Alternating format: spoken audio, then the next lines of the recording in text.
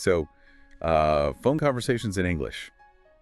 They can be surprisingly tricky, can't they? Oh, definitely. You lose all those visual cues like body language, facial expressions. Exactly. Yeah. And sometimes the sound quality isn't great either.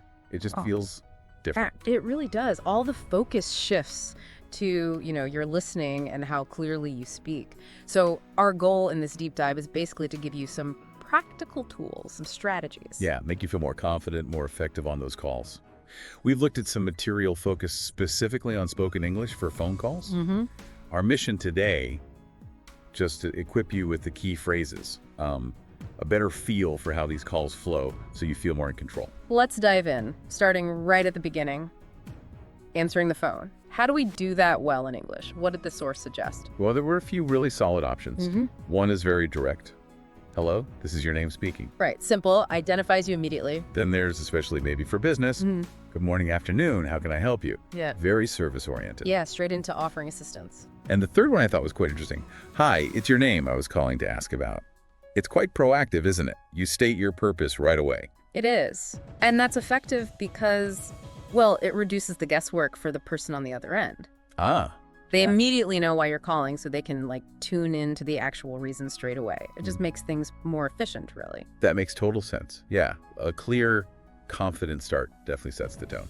You sound hesitant or mumble. It just creates uncertainty, doesn't it? People might answer too abruptly sometimes, or maybe too informally for the context. Or too quietly. I've had that happen. Exactly. Or too fast. That initial moment is pretty crucial for setting up a good connection. Okay. So once we've made that initial contact, what about those essential phrases, the ones that help keep the conversation moving smoothly? Our source had some good ones. Yeah, these are the conversational WD-40, They prevent friction. Huh. Good analogy. First one. Can you hear me clearly? So important, especially right at the start. Definitely. Bad audio is the worst. And connections can be so variable. Just checking that up front avoids problems later. It shows you care about clear communication. Totally agree. And I'm calling to ask about, that links back to the proactive opening, right? Stating your purpose. Exactly. It respects the other person's time, makes it clear how they can help you, just focuses the whole conversation. No ambiguity. Like giving them a little roadmap for the call. Precisely. Okay, what else? Please hold for a moment. The classic. Yep. Essential for when you need a quick pause, maybe, to check something or transfer the call. And the key is politeness. Politeness, absolutely. And maybe briefly saying why, just while I check this or something, makes the person feel less abandoned. Good point. And always thank them for holding when you come back. Always. Then the one we all need sometimes. Could you repeat that, please? No shame in asking. None at all. It's so much better than just guessing or pretending you understood. Because mishearing something can lead to real problems. Errors, wasted time, frustration. Yeah. Politely asking just shows you're committed to getting it right. It shows you value accuracy. Makes sense. Okay, so to see this all in action, the source material had a simulated call, right? David calling customer service. Emily. That's right. David was calling about a missing item from an order, and it really showed how these phrases fit naturally into a conversation. So how did David start? He used that clear, proactive opening. Hello, this is David speaking. I was calling to ask about my order. Perfect. Name and purpose, Yeah. right there. And Emily's response. It was great. Good afternoon, David. How can I assist you with your order today? Welcoming, used his name, offered help related to his stated reason. Nice. Sets a really positive tone. Exactly. Then David stated the issue clearly. I received my order, but one item was missing. Could you help me with this? Straightforward. And Emily asked for the order number. Yep. Could you provide your order number, please? Standard stuff, logical next step. And David gave it, then asked, can you check it for me? Keeping things moving. And then Emily used one of our key phrases perfectly. Sure, I'll check the details. Please hold for a moment. Notice she said why she needed him to hold. Ah, right. And David's response. Just a simple, polite, okay, thank you, good phone etiquette. And Emily came back with reassurance. Yeah, you're welcome. I'm checking now. I'll get back to you in just a moment. Just a really smooth, professional exchange using those core phrases. It really shows how they're not just random phrases, but actual tools for navigating the conversation. Exactly. They help manage the structure and the etiquette. Absolutely. And to help you, the listener, actually use these, not just hear about them, There was a practice challenge. Right, because that's where the learning sticks, isn't it? When you actually do something. What was the scenario? Simple one. Call a restaurant, ask about opening hours. They even gave a starter line.